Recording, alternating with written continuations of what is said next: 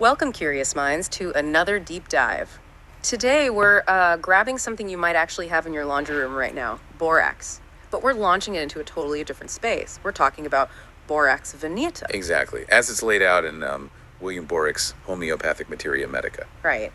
And our mission for you today is really to pull out the most, well, peculiar, fascinating, and memorable bits about how this everyday substance gets used therapeutically. It's a completely unique context. It really is. It's a deep dive, but through this very specific homeopathic lens, looking at something familiar, but, in a way most people haven't considered beyond cleaning. Yeah. And what's really striking is the level of detail. It's almost poetic sometimes. And the symptoms are often pretty unusual. Like that dread of downward motion thing? Exactly. Yeah. Or like a taste of cellar mold. Really specific stuff. Okay, so prepare to be intrigued. We're looking at how this household staple is seen as a therapeutic agent with some genuinely surprising uses. You mentioned something about voice issues. Oh yeah. Bowie calls it almost magical for certain vocal problems. We'll definitely get to that. Okay, let's unpack this. So basically, Borax Veneta is borate of sodium. Just borax. But not for laundry. Definitely not for laundry in this context, no. We're looking purely at its homeopathic indications as described by Boericke. And to really get why it's used in homeopathy, it helps to understand its power. Right. So Boris actually starts by talking about what happens if you overdose on it. Right. That provides the crucial context, doesn't it? Establishes its potency, even though it's used in tiny diluted doses in homeopathy. Precisely.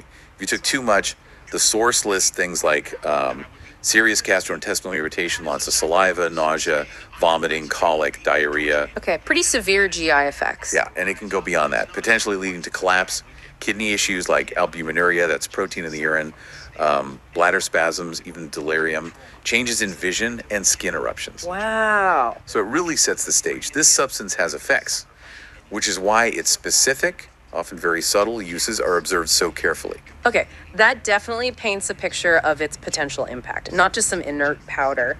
But then we get to what Boericke calls its signature symptom. And this is where it gets, well, really interesting. This dread of downward motion. Yes, this is flagged as the most characteristic symptom. And apparently it's been verified pretty often, especially with kids. So it's not just a general fear of heights, it's specifically downward movement. Exactly. This intense anxiety triggered by things like being rocked or carried downstairs, or even just being laid down in a crib or bed. Huh. So what does that look like? Can you actually see it? Oh, yeah. Boericke describes a very visible reaction. The child gets this anxious look, they startle suddenly, throw their hands up like they think they're falling, even when they're completely safe. Wow. That's vivid. And interestingly, this specific symptom is also noted as being valuable in treating epilepsy. So there's a link being drawn between these odd nervous system things and a broader condition. That's incredibly specific. Why downward motion, though? Does homeopathy have a theory for that link, or is it just something they observed consistently? It seems to be largely based on meticulous observation over time, but it definitely points towards a very particular kind of nervous hypersensitivity. Okay. And speaking of the nervous system, Boericke mentions other quirks too. The person needing Borax Veneta is described as excessively nervous, easily startled, or frightened. Right. And what about sounds? The auditory sensitivity is really specific too. They're apparently very sensitive to the slightest noise. Okay. But paradoxically, not as bothered by louder, more steady noises. That's strange. Like a sudden noise freaks them out more than a constant drone. Exactly. The example given is like a violent fright from a distant gunshot or a really strong fear of thunder. Huh. Sensitive to a pin drop, but maybe okay with a concert. That's a really specific kind of nervous state. It is, isn't it? And it's these kinds of highly specific, almost, poetic symptoms that really define a remedy's picture in homeopathy. Makes sense. And this pattern continues as we look at its effects elsewhere. It has a big impact on physical stuff too, especially mucous membranes and the mouth. Okay, tell us about the mouth issues. Yeah, this is another really prominent area for Borax Veneta. You see a lot of aphthous ulceration, think canker sores, thrush, that kind of thing. Painful. Very. The mouth itself is described as feeling hot and tender. There might be a white, sort of fungus-like growth. And these ulcers, they bleed really easily if you touch them or when eating. Ouch. And for babies or young children, Boericke notes they might cry when nursing because of the pain in their mouth, so it directly impacts function. Right, connects the symptom to a real-life problem. What about taste? Anything weird there? Yeah, Definitely unusual taste sensations. A bitter taste is mentioned, sure, but also this really peculiar taste of cellar mold. Cellar mold. You remember these details? Does Boericke give any clue why that specific taste? Is it pointing to something deeper? It's seen as indicating a unique sensory distortion that's part of this remedy's specific action. It's a key characteristic that helps identify when borax might be needed. And, as we go through other body parts, the details stay really specific, like the head. Headaches aren't just headaches. How so? They come with nausea and a trembling feeling through the whole body. Ah, so it's the headache plus these other systemic things. Got it. Anything else for the head? Yes, something really odd. A hair condition where the tips get tangled and matted together. You just can't separate them. Boericke compares it to plica polonica, that severely tangled Polish plate. Wow, okay. That's very specific and visual. What about the face and nose? Face can be pale, kind of earthy looking with a suffering expression, often swollen, maybe with pimples on the nose and lips. And here's another one of those weird sensory things. A feeling of cobwebs on the face. Cobwebs on the face. Okay. And didn't you say something about hands later? That's such a strange, specific feeling. Does that recurrence mean something? It probably points to that superficial nervous sensitivity again. It's a distinct feeling that keeps showing up, helping to build the overall picture of the remedy. Makes sense. And the nose itself. Can be red, especially in young women. Sometimes a red, shiny swelling that throbs and feels tight. The tip might be swollen, ulcerated with dry crusts. And the eyes. Boericke mentions lashes turning inward. That's called entropion. Causes the lashes to rub against the eye. Ouch.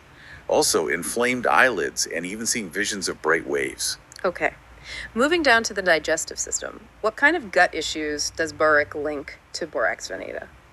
Things like bloating or distension after eating, vomiting, stomach pain or gastralgia that's specifically connected to uterine problems sometimes, and also a pain that feels like diarrhea is about to start any second. Okay. And what about actual elimination? Especially in kids. Right. For children, the stools are often described as loose, pappy, and offensive smelling. Okay. And diarrhea, which is also offensive, often comes after colic and frequently goes along with that sore mouth, the aphthous ulcers we talked about. Ah, so you see the connections forming between different symptoms. It's not just isolated things. Exactly. It builds a picture. How about the urinary system in kids? Yeah. Anything specific there?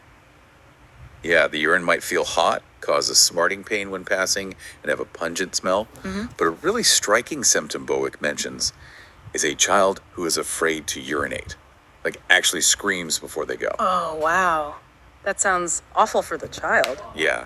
And you might also see small red particles, like sand, on the diaper. Okay. What about symptoms specific to women? Quite a few listed here. During labor, the pains might come with frequent burping or erectations. Uh-huh. Right. There's galactorrhea, that's too much milk production, even when not nursing. And a very specific detail, feeling pain in the opposite breast while nursing the baby. The opposite breast, that is specific. Right. Also, a type of vaginal discharge, leukorrhea, that's described as being like raw egg white, maybe with a sensation of warm water flowing. Menses might come too early, be heavy, with gripping pains, nausea, and stomach pain that goes into the lower back. It's also listed for membranous dysmenorrhea, painful periods where parts of the uterine lining are shed. That covers a lot of ground in female health. And I think I saw it mentioned for both sterility and helping conception. That seems like a contradiction. It does, doesn't it? But in homeopathy, that often means it addresses an underlying imbalance that could manifest either way. It helps restore balance. I see. Also mentioned are feelings of fullness or distension in the clitoris with sticking pains, and vulvar itching pruritus, often with eczema there. Okay, moving on to breathing. Respiratory issues. Yeah, common things are like a hacking, violent cough, and the phlegm, the expectoration, and even the breath itself can have that moldy taste and smell again. There's that moldy thing again. Such a weird, specific sensory detail. It really is. Also, sharp stitching pains in the chest when breathing in or coughing. And pleurodenia pain in the side or chest wall, often worse in the upper right chest. And here's a really unique one. Breathing actually stops when lying down, forces the person to suddenly jump up to catch their breath, which then causes pain in the right side. Whoa. Yeah. Oh. And even simple things like walking upstairs can make them feel really out of breath. Okay. What about arms and legs? The extremities. They'll guess what reappears. Let me guess. Cobwebs. Bingo. That feeling of cobwebs, this time on the hands. Okay. That's becoming a theme. Totally. Yeah. Also, itching on the back of the finger joints and hands, throbbing pain in the tip of the thumb, and stitches in the sole of the foot. Ouch. Stitches in the sole. Yeah. Other foot stuff includes pain in the heel, a burning pain in the big toe, inflammation under the balls of the toes, and eczema on toes and fingers. Sometimes so bad that the nails actually fall off. Gosh, the level of detail is just incredible. Connecting all these seemingly random things. How about the skin generally? Boericke mentions it for psoriasis and also erysipelas, especially on the face. Besides the itching on the finger joints, the skin overall can be unhealthy. Like even slight injuries tend to separate. They get infected and form pus easily. Right. Herpes is listed too. Erysipelas is inflammation, red, swollen, tight skin. Chilblains, but interestingly, they feel better in the open air. And trade eruptions like rashes on the fingers and hands from work with itching and stinging. And it mentions the tangled hair ends again, linking back to the head symptom. A really wide range of skin complaints. Okay, nearly there. What about sleep? Sleep can be an issue. Voluptuous dreams are mentioned, but also just inability to sleep because of feeling too hot, especially in the head. And kids might cry out during sleep, like they're scared. Okay, so putting it all together, what makes these symptoms better or worse? The modalities, right? Those are key in homeopathy. Absolutely crucial. So for Borax Veneta, symptoms are consistently worse from downward motion, no surprise there. Also worse from noise, smoking, warm weather, and after menstruation. Okay, worse downward, noise, warmth, post-menses, and better. Things tend to be better from pressure, like firm pressure on the area. Better in the evening, and better in cold weather. That specific pattern really helps a homeopath pinpoint the remedy. Gotcha. And did Boericke mention anything it shouldn't be used with? Or things that counteract it? Incompatibilities or antidotes? Yep. He notes it's incompatible with acetic acid, vinegar, and wine. And as for antidotes, chamomilla and coffee are listed. Good to know. Okay, finally, let's talk about how it's actually used, the dose, and especially that magic voice thing you mentioned earlier. Right. So for homeopathic use, we're talking highly diluted forms. Typically the first to third trituration, which means it's been ground down and diluted quite a bit. Okay. For skin issues, Boericke suggests continuing it for several weeks, and it can also be used locally, like as a wash or cream for that intense genital itching pruritus pudendi. Right. But yeah, the really surprising one is the voice restoration. He says piece of borax, maybe pea-sized, dissolved in the mouth. Just like that, the raw stuff. Apparently so in that specific context for the voice. He says it acts magically to restore a voice that's suddenly gone hoarse from a cold. Makes it silvery and clear for an hour or so. Magically silvery and clear. Wow! That's an incredible, specific little detail to end on for Borax Veneta. It really highlights the kind of very specific, sometimes quite unexpected applications that come out of these detailed observations in the Materia Medica.